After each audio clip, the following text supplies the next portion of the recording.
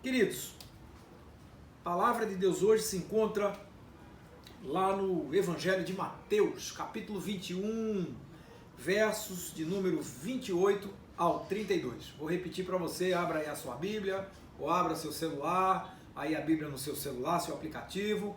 Mateus 21, nós vamos fazer a leitura dos versos de número 28 ao 32. Eu vou chamar a Cris, hoje ela está aqui. Semana passada estava lá em Limoeiro celebrando o aniversário com a mamãe, certo? Nós dizemos, vá lá. A gente sente saudade, sente vontade, mas a mãe dela é uma pessoa mais do que especial e a gente estimulou ela aí mesmo, vai, depois a gente comemora de novo aqui, não tem problema não, tá? Então foi tempo bom. Eu também acabei indo para Limoeiro essa semana, passei alguns dias lá e ontem a gente retornou, já estamos aqui novamente. Já contando o tempo para quem sabe voltar para lá. Afinal de contas, o feijãozinho da sogra sempre é uma maravilha, é gostoso, tá bom? Cris vem ler aqui conosco, vou repetir, Mateus 21, versos de 28 ao 32. Amém? Vamos lá. Amém, queridos, graça e paz. Como o pastor Pompeu já falou, em Mateus 21, a partir do versículo 28. E a palavra do Senhor diz assim: Mas que vos parece? O homem tinha 2 filhos, e dirigindo-se ao primeiro, disse: Filho, vai trabalhar hoje na minha vinha. Ele, porém, respondendo, disse: Eu vou, Senhor, e não foi. E dirigindo-se ao segundo, falou-lhe de igual modo, e respondendo ele, disse: Não quero. Mas depois, arrependendo-se, foi. Qual dos 2 fez a vontade do Pai? Disseram-lhe eles: O segundo. Disse-lhe Jesus: Em verdade vos digo que os publicanos e as meretrizes entram adiante de vós no reino de Deus. Porque João veio a vós no caminho da justiça e não crestes, mas os publicanos e as meretrizes o creram. Vós, porém, vendo isso, nem depois vos arrependestes para o crer. Amém? Este é o Evangelho do nosso Senhor Jesus Cristo. Louvado sejas, ó Cristo. Amém, queridos.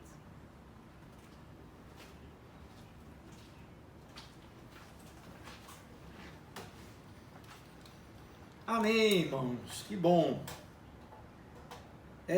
O contexto dessa parábola é interessante, né? Eu acho muito importante. Olha, a palavra de Deus, vá aprendendo você que está ouvindo aí. A palavra do Senhor, ela é sempre carregada, em todo momento, ela é sempre carregada de um sentimento, de uma situação que circunscreve o momento, sempre muito forte, certo? E tem de fato significado. É por isso que a gente tem que tomar cuidado quando a gente fala da palavra de Deus, tomando cuidado para não ficar pensando versos à toa, tirando isso do contexto, porque isso acaba muitas vezes virando motivo para interpretações equivocadas. E aqui é uma coisa interessante, eu estava estudando esse trecho da palavra e dessa parábola sobre, que aqui nessa Bíblia chama a parábola dos 2 filhos, eu acho que foi isso, que é isso aqui. Isso, a parábola dos 2 filhos, tá lá em Mateus 21, ok? E aí o que acontece? Jesus estava no templo ensinando, né, no meio dos doutores, só para você entender a situação, para você compreender o que estava rolando ali na hora. E Jesus era jovem, Jesus tinha 30 e poucos anos, tá? E ele estava, né? Todo mundo já sabia. Jesus, olha, lembra daquela passagem quando Jesus ainda guri, com 12, 13 anos, né? Maria e José foram com a família e o povo todo ali numa caravana para Jerusalém celebrar a Páscoa e tudo mais, aquela coisa toda. Então Jesus já vivia, porque afinal de contas Jesus era judeu, tá? E quando eles voltavam, então Jesus se afastou da caravana e ficou lá no templo, falando das coisas de Deus, né, aos doutores. Quando Maria e José voltaram procurando, encontraram ele no templo, argumentando com os doutores. Então Jesus, veja bem, durante esse tempo, ele com certeza, muitas vezes ele esteve no meio dos doutores ensinando. E ele, como jovem, né, era um jovem extremamente talentoso, e aí argumentava acerca das coisas da lei, que afinal de contas, sendo ele um só com Deus, entendia daquilo tudo e um pouco mais, e muito mais, certo? Então o que rolava ali? Rolava uma discussão com o pessoal, né? Quando eu digo uma discussão, não era um bate-boca, rolava uma conversa. E eu, quando estava explicando isso para a congregação um dia desse, dizia o seguinte: aqui no Nordeste tem uma figura, né? Uma figura da nossa cultura, que são os desafios repentistas. E é um negócio muito interessante, porque os repentistas, eles tiram rimas extraordinárias da mente, e é um contra o outro, né? Então um joga um verso para lá e o outro joga outro verso para cá, e em geral não são músicas que foram feitas previamente, então são rimas que eles tiram na hora. Quem já viu eles fazendo aqueles desafios repentistas, é como se a pessoa sentasse aí do seu lado e dissesse assim: olha aí esse bonitinho com a cabeça toda raspada, e vai lá né, vê o carequinha e faz um verso com ele. Aí o cara lá faz outro verso com o carequinha, né, brincando com ele e tal, e fazendo a graça, tudo isso com muita rima. E essa riqueza é uma coisa extraordinária. Na época de Jesus aconteciam também os desafios. E não eram, claro, desafios repentistas de rima, o desafio era de conhecimento. Como é que acontecia? Jesus estava no templo ensinando, e ele, quando argumentava, quando ele falava das coisas da palavra, da qual os sábios e os anciãos comentavam e sabiam, né, era assunto bem conhecido deles, e quando eles percebiam a profundidade e a grandeza do conhecimento de Jesus, chega num determinado momento, eles diziam assim: com que autoridade? Eles perguntavam assim: com que autoridade você está dizendo isso, né? Porque Jesus dizia com a autoridade de que era ele o verbo encarnado, ele era a palavra que veio até o povo, né? E aí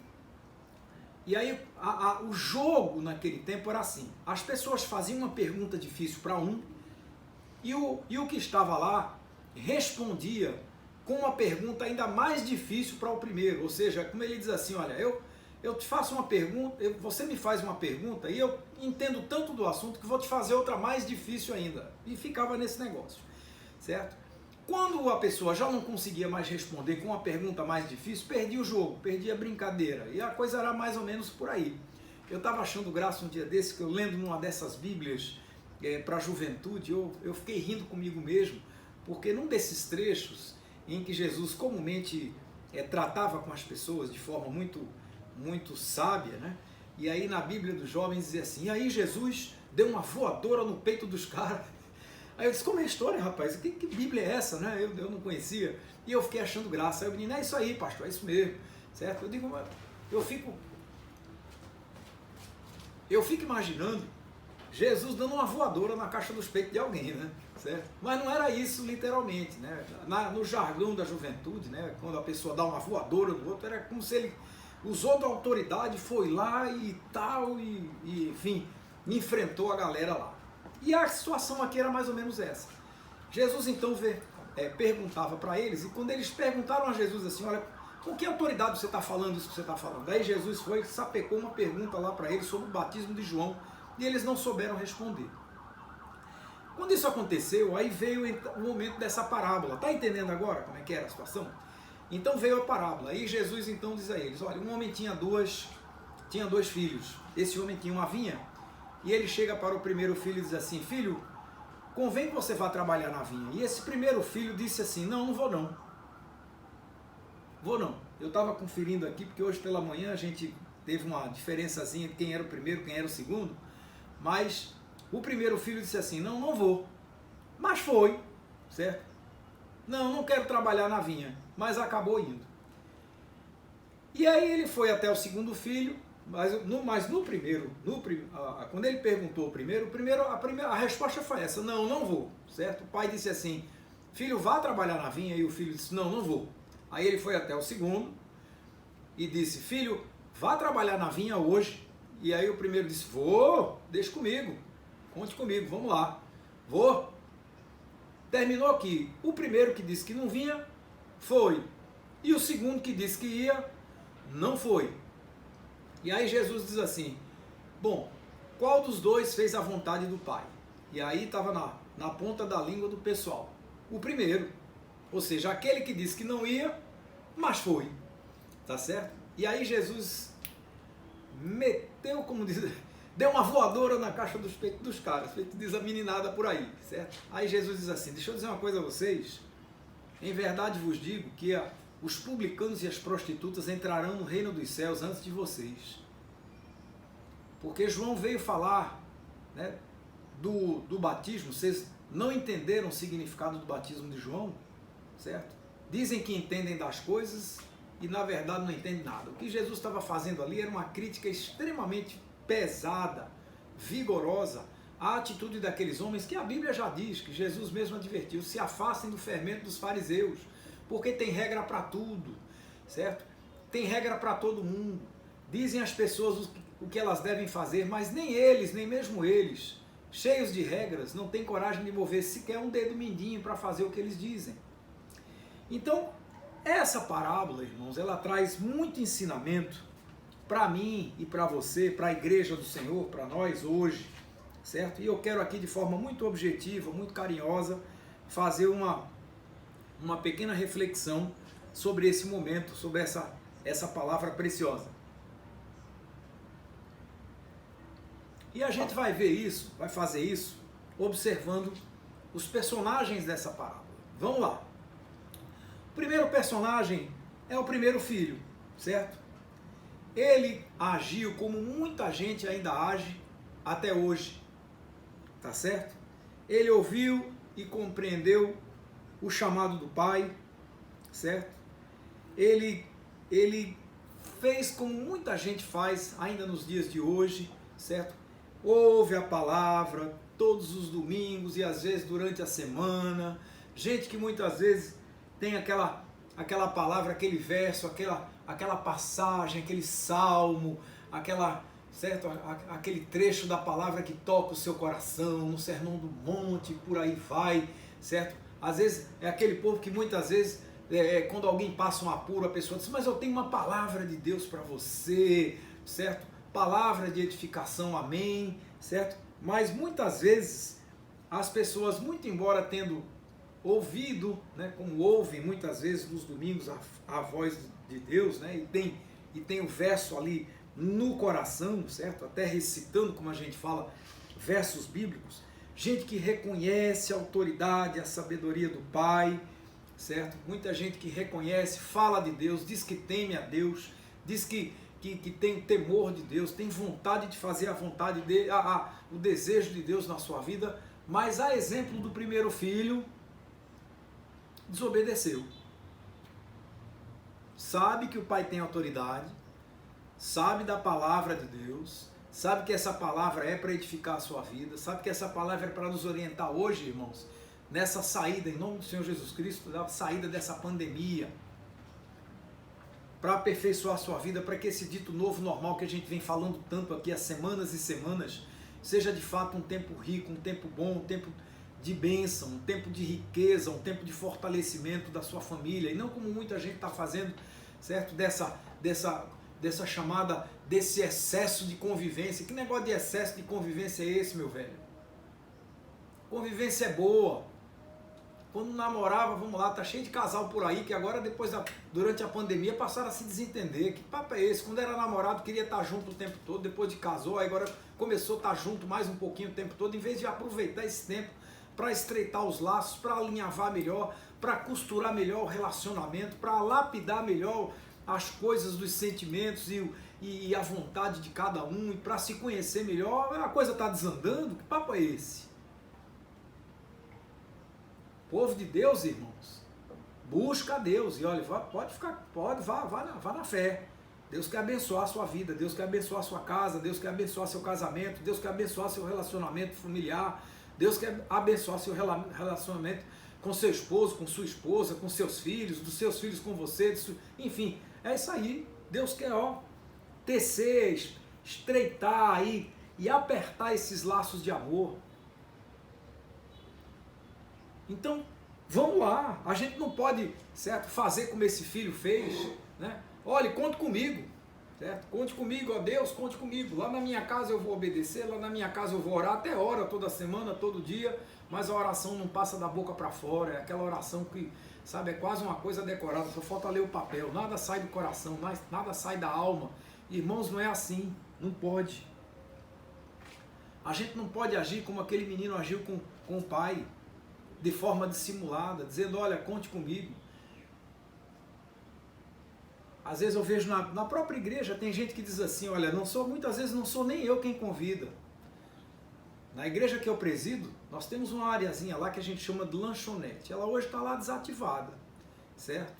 Mas já esteve na mão da juventude que não aproveitou o tempo. Né? Esteve lá nas mãos deles, mas eles não conseguiram engrenar algo que pudesse alimentar, enfim, que pudesse, né, enfim, aproveitar aquele espaço de uma maneira mais positiva. Aí depois apareceu gente dizendo assim, pastor, eu ouvi a voz de Deus, e Deus falou comigo para eu vir ajudar aqui nesse espaçozinho da lanchonete, para a congregação começar a se agregar por aqui e tudo mais. O senhor concorda com isso? Eu disse, concordo, certo? Eu digo, se você ouviu a voz do Senhor, o Senhor falou, seu coração, irmão, está aí o espaço, vamos agir, vamos mover. Sabe quantas vezes foi? 0, nenhuma. Ou seja, irmãos, tem gente que só tem arranque. E o coração, na verdade, acaba escondendo a realidade que está lá no fundo do coração. A vontade não passa de uma vontade passageira, como uma nuvem vai passando e passou até logo e acabou. Certo? Irmãos, e agir com Deus assim é literalmente impossível. O apóstolo Paulo escreve lá na primeira carta aos Coríntios, no capítulo 3, ele diz no verso 20, o Senhor conhece os pensamentos dos sábios que são vãos. Pois é, Deus conhece, irmãos. Deus conhece os nossos pensamentos. Não adianta agir com Deus, você pode agir com as pessoas. Alguém pode agir comigo, como pastor. Pastor, conte comigo, eu vou ajudar, e depois não se move.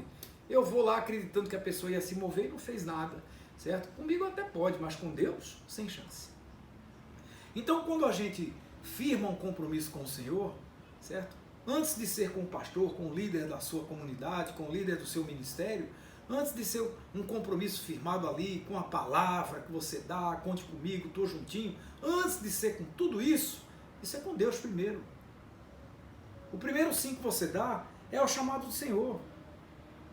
Em 1 Samuel, a Bíblia conta lá no capítulo 15 de uma batalha dos exércitos de Israel contra os amalequitas. Essa história talvez você já tenha ouvido falar, porque o profeta Samuel orou a Deus, deu toda a estratégia, né? Falou a Saul como era para ser e tal, e terminou que eles venceram a guerra. E no final da guerra, o que é que tinha que se fazer? Oferecer sacrifício de gratidão a Deus. Mas o profeta demorou, e sabe quem foi que fez o sacrifício? Saul. Saul, que já estava acostumado a, como rei, enfrentar muitas guerras e ser vitorioso debaixo das bênçãos do Senhor, ele disse, olha, para fazer isso aqui eu mesmo faço, não precisa do profeta não. Ele foi lá e começou a fazer o sacrifício que não era papel dele. E enquanto ele estava fazendo o sacrifício, porque ele conhecia todo o trejeito, é por isso que eu falo, irmãos, não adianta ter jeito, não adianta parecer com, tem que ser autoridade para fazer. Se Deus chamou você para fazer, é porque Deus quer dar a você autoridade para fazer. Certo dia alguém chegou lá na igreja dizendo, pastor, vamos fazer um ministério para atuar com as pessoas que estão nos presídios, porque o senhor não vai? Eu disse, olha, eu não vou, porque Deus não falou ao meu coração ainda. Mas se o senhor está falando ao seu coração, eu quero abençoar essa iniciativa. Vamos formar um grupo para que a gente vá aos encarcerados e você lidere essa moçada que Deus está reunindo para fazer isso. Vamos fazer isso a partir daqui. Ah, vamos, pastor, conte comigo. Terminou o quê? Ninguém foi. Por quê? Porque Deus não estava movendo. Tem muita gente dizendo assim, eu orei a Deus e Deus mostrou você indo. Olha, querido, vamos parar com isso. Quando Deus quer mover alguém, Ele fala para esse alguém. E aí o que foi que aconteceu ali? Quando Saul estava fazendo o sacrifício, o profeta chegou. E o profeta, na hora que chegou, ele disse assim, peraí, o que você está fazendo aí? Esse papel não é seu. Quem tem que fazer isso não é você, sou eu. Será que Deus se alegra com o sacrifício de bois? Será que Deus está preocupado com o derramamento do sangue dos carneiros? De jeito nenhum. E aí vem aquela frase que muitos aqui vão lembrar, porque o obedecer, certo, é melhor do que o sacrificar. É muito mais importante para Deus, irmãos, a obediência. Então aquele primeiro filho, certo, disse que ia, mas seguiu o coração dele. E aí a pergunta para mim e para você, querido, querida, como é que vai o seu coração? Quando você ouve uma voz Você tem procurado discernir se essa voz é a voz do seu coração, que a Bíblia diz, e muitas vezes eu digo aqui, a Bíblia diz que o nosso coração é enganoso. Nosso coração prega peças na gente, ele tem desejos e vontades, que muitas vezes elas são realizadas por nós, que ouvimos a voz errada e fazemos a coisa como não deveria fazer. Então, o nosso dever, irmãos, é ouvir a voz de Deus. Por quê? Porque Deus nos chamou para vivermos uma fé verdadeira e sincera. Amém? Vamos lá. O segundo personagem dessa passagem é o segundo filho. O segundo filho também ouviu a voz do pai. O convite foi o mesmo. Meu filho, vá trabalhar nas vinhas, vá trabalhar na vinha. E o filho disse logo, né? Não vou não. Esse menino tinha todo jeito de desobediente. Eu me identifico muito com esse segundo aí. Certo? Porque tem hora, irmãos, que Deus fala com a gente e a vontade da gente é não, olha, não faço isso não, agora não, olha, não me arrumo as coisas não, certo? As coisas já não estão fáceis do jeito que estão aqui, como é que eu vou arrumar tempo, como é que eu vou ter estratégia para fazer isso ou aquilo, ai, tá entendendo? Pois é, mas aquele menino no primeiro momento, eu louvo a Deus, ele foi sincero, o coração dele, ele colocou o coração dele para fora, tá certo? E foi sincero com o pai. Deus, meus irmãos, Deus ama a nossa sinceridade. Deus ama a nossa sinceridade. Foi assim que Ananias, antes de curar Paulo, lembra lá da viagem para Damasco, que Paulo teve um encontro com Jesus no meio do caminho, e lá em Damasco, Deus chamou Ananias, deu até o endereço para ir, e Ananias disse assim, Senhor, argumentando com Deus, olha, tu queres que eu vá, mas eu não quero ir não, eu não quero nem chegar lá, porque Senhor, tu sabe, só faltou dizer, Senhor, tu sabe mesmo quem é Salminha? Tu sabe quem é Salminha Cebola, Senhor? Ele está por aí, prendendo gente, dando surra no povo. Será que tu não tem um buraco para cavar, não, para sacudir esse cara lá dentro? Pois é, esse era o argumento, quase, por aí. Tá entendendo? Então, assim, o coração da gente é assim, irmãos. Então, esse segundo filho, no primeiro momento, ele colocou a vontade dele em primeiro lugar. E ele expressou aquele desejo que era fruto do coração dele. Não quero não. Pai, olha, quer que eu vá trabalhar na vinha, mas eu não quero. Não vou, não quero. Certo? Ainda hoje tem um mundo de gente assim. Tem um mundo de gente, lembra daquele verso lá em Mateus 6,33, quando Jesus diz assim, mas buscar em primeiro lugar o reino de Deus e a sua justiça e todas essas coisas os serão acrescentadas. Se você ler um pouco no contexto, Jesus diz assim, olha as aves do céu, não plantam, não colhem, mas Deus dá a elas todo dia o alimento. Então por que vocês estão preocupados com o comer, com o vestir, com as coisas? Não são as outras pessoas, as pessoas que não têm fé, não são elas que vivem preocupadas com isso? Não se preocupe não. Busque em primeiro lugar esse reino de Deus, Deus reinando no seu coração. Se você buscar isso, Deus vai dar a você tudo aquilo que você precisa. Vê que coisa linda. Então, irmãos, tem gente que diz assim, olha, esse negócio de buscar em primeiro lugar o reino de Deus, isso é para os outros, para mim não. Ainda hoje a gente encontra gente desse jeito. Mas esse filho, e aí vem o grande ensinamento, ele teve algo diferente. Por quê? Porque ele pensou na escolha que fez. Ele pensou na maneira como ele tratou o pai, certo? E aí onde está toda a diferença. Ele refletiu no que foi que ele tinha dito ao pai, certo? Ele certamente argumentou consigo mesmo sobre, né, qual seria a vantagem dele colocar a sua vontade à frente da vontade do pai, porque repare, numa sociedade judaica em que o pai tinha uma vinha, certamente aquela vinha e ele tendo 2 filhos, os filhos eram seus imediatos. A vida seguindo o seu caminho normal, um dia o pai partiria para a presença de Deus e a vinha ficaria com os filhos, portanto aquilo ali era sustento para a família. Então o menino deve ter colocado tudo isso, a Bíblia não fala, mas por que eu posso presumir isso? Porque ele disse ao pai que não faria, ele disse ao pai que não iria, mas foi. Ele no primeiro momento se manifestou como um jovem desobediente, mas obedeceu. Ele ponderou sobre a sua resposta, embora tenha sido uma resposta sincera, fruto daquilo que o coração dele sentia, mas ele não pode ter, ele com certeza concluiu que aquilo de alguma maneira entristeceu seu pai, que precisava que alguém fosse trabalhar na vinha.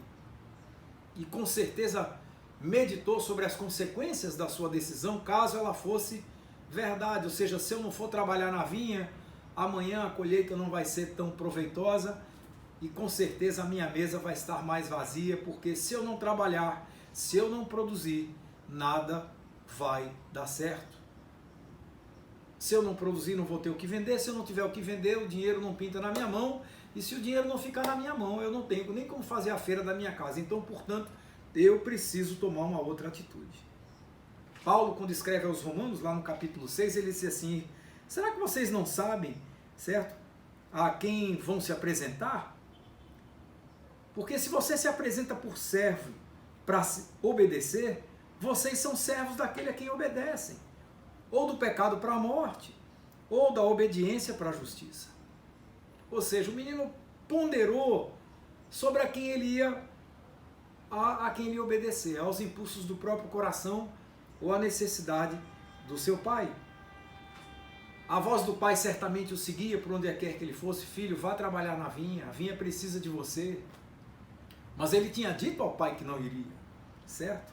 Mas ele sabia que se ele não fosse, haveriam consequências, e as consequências certamente ele pesou, porque certamente também era um jovem talhado para trabalhar na vinha. Caso contrário, o pai jamais até o teria pedido para estar lá trabalhando, certo? Então, o que pintou no coração daquele menino, em algum momento, é aquilo que a palavra de Deus chama de uma tristeza interior. E é essa tristeza, segundo Deus, que Paulo fala lá em 2 Coríntios, no capítulo 9, certo? Porque essa tristeza, ela não é uma tristeza segundo o mundo. A tristeza do mundo, ela produz a morte, mas a tristeza segundo Deus, ela gera algo precioso para mim e para você hoje, certo? Que é o arrependimento.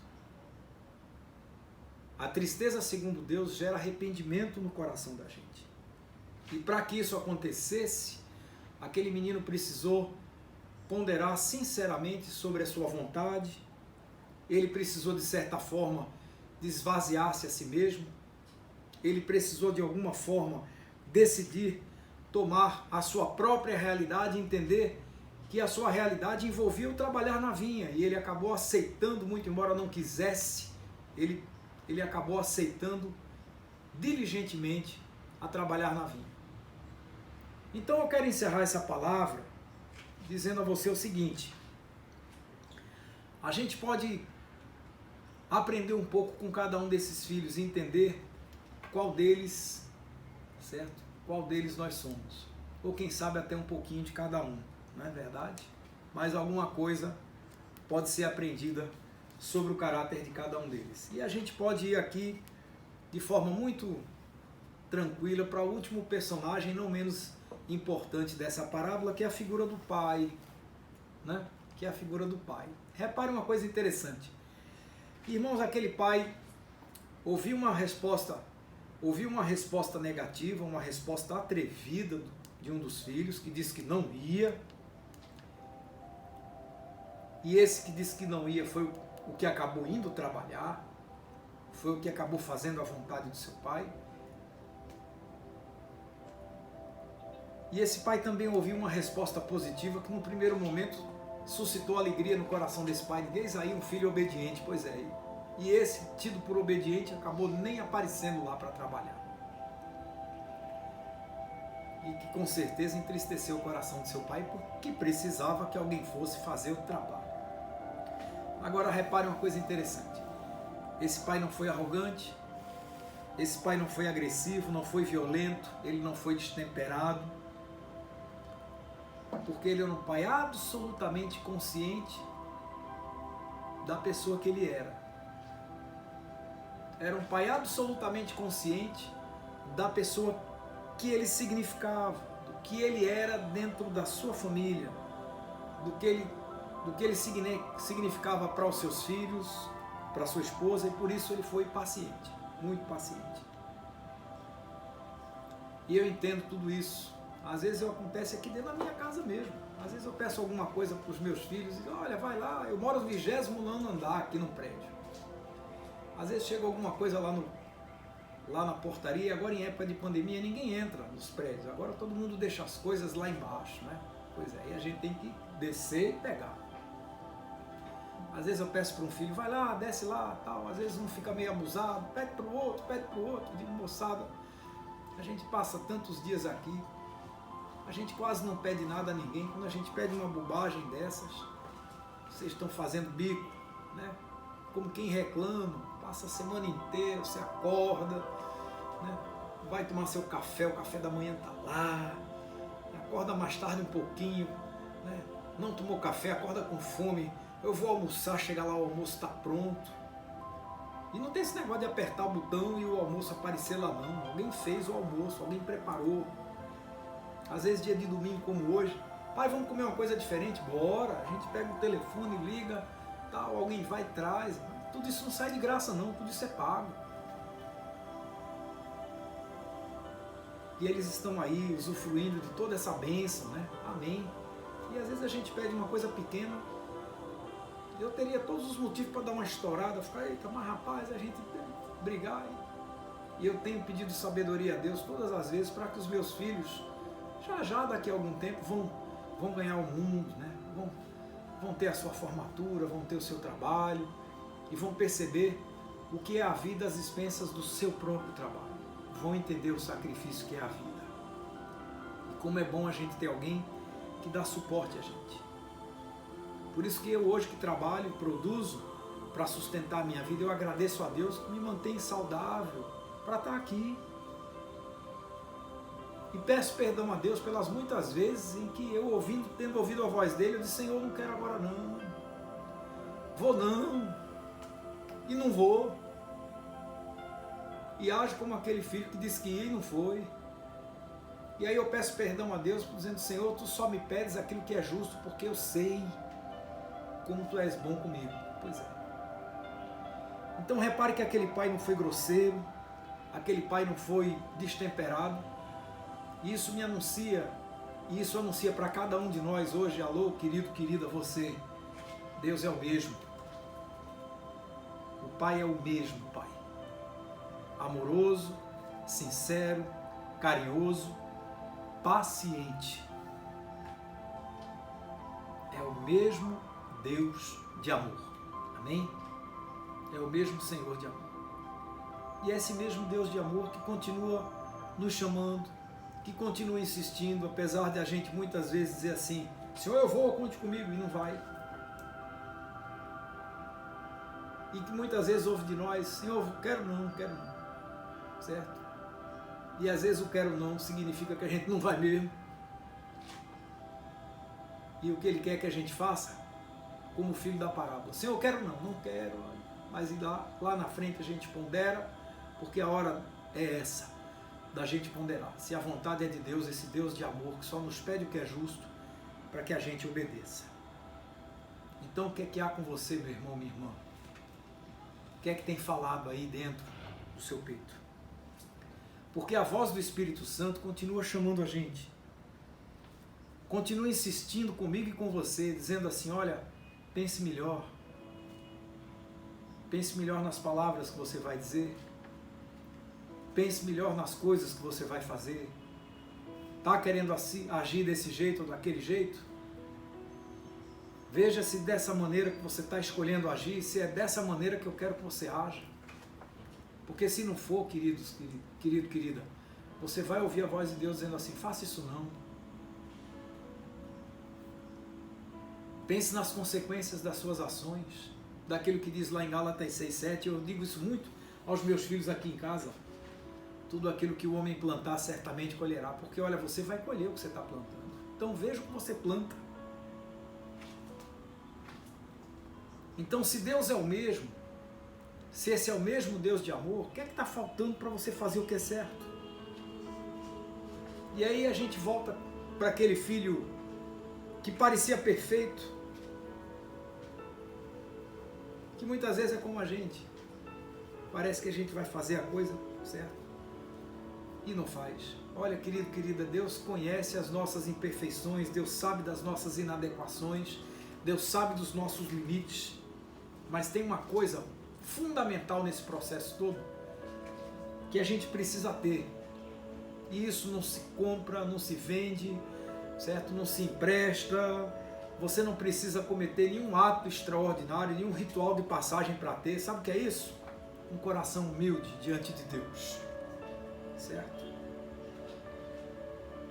E aí tem muita gente que pensa que não tem, mas se você quiser, você vai perceber que você tem. Porque Deus derrama dessa humildade no seu coração. É esse coração humilde, quebrantado, capaz de se arrepender diante de Deus das coisas que faz. Quando Jesus saiu do deserto, lembra lá atrás? Foi levado para o deserto para ser tentado. Foi o Espírito de Deus que levou ele lá. E quando ele voltou vitorioso, começou a pregar, tá certo? Pregando o arrependimento dos pecados. Então, meu irmão, minha irmã, é tempo da gente tirar todo o lixo do coração da gente. Esse é um tempo, repare, os mares estão sendo curados, as florestas, apesar de todo o fogo que está tendo por aí em alguns lugares, que é seco, é tempo de sequidão, está difícil, mas no tempo certo Deus mandará a chuva. Eu sei o que é isso, irmãos, eu já morei no sertão, e lá no sertão, quando a gente tem um cheirinho de água, as plantas começam a brotar. E esse mesmo Deus de amor dará a chuva no seu tempo. E tudo vai brotar com vigor de novo. Assim eu creio. Certo? Mas é tempo da gente tirar do coração todo o rancor, toda a mágoa, toda a angústia, todo o orgulho, toda a imoralidade, toda a prostituição, a mentira, a infidelidade, tudo que não presta. Tire aí. Palavra para mim e para você hoje. Seja o que for, grande ou pequeno, não importa. Deixe hoje aqui. Aí de onde você está. Não precisa de nada extraordinário. Basta dizer, Senhor, eu quero. E quando isso acontecer, você vai ver Deus ser exaltado através da sua vida. Amém? Deus vai tomar as rédeas da tua existência e vai exaltar o nome dele sobre cada um de nós. Amém? E você vai ver que o fruto do seu bom trabalho, lá na vinha de Deus, ele surgirá no tempo certo, como o sol do meio-dia, certo? Amém? Então eu rogo a Deus que Ele te abençoe. E vamos orar, porque eu não sei o que acontece com você, eu não sei o que você tem para entregar a Deus, mas se houver de ser agora, vamos fazer, tá bom? Baixa a cabeça um minutinho, eu quero orar com você. Senhor, eu quero te agradecer por cada um que está ouvindo essa mensagem, essa palavra, porque tu sabes, tu conheces as nossas dificuldades, as nossas limitações, nossas fraquezas. Pai, em nome de Jesus, toma as rédeas da nossa existência e tira todo esse lixo, muitas vezes, que a gente carrega no coração e vai alinhavando, anotando as coisas e apertando esses nós preciosos desse vínculo chamado amor, para que as famílias se reconciliem, para que esposos e esposas voltem a viver o bom sentimento desse primeiro amor, para que filhos e pais se entendam, para que a sociedade tome o seu lugar, para que os homens públicos desse país tenham temor do teu nome, enfim, para que no mundo haja essa cura preciosa. Queremos deixar para trás tudo aquilo que não serve. Portanto, tira do nosso coração tudo aquilo que cada um aqui está aqui nesse momento entregando, colocando diante do teu altar, Deus. Tudo aquilo que não presta, tudo aquilo que nos incomoda e que nos causa constrangimento interior, é coisa toda nossa. Nós queremos aqui entregar a Ti todas as nossas fraquezas, porque precisamos ser curados e transformados pelo poder do Teu Espírito Santo. Nós Te agradecemos por isso, no nome precioso do Senhor Jesus Cristo. E em nome dEle, para a glória dEle, Te dizemos muito obrigado, em nome de Jesus. Amém.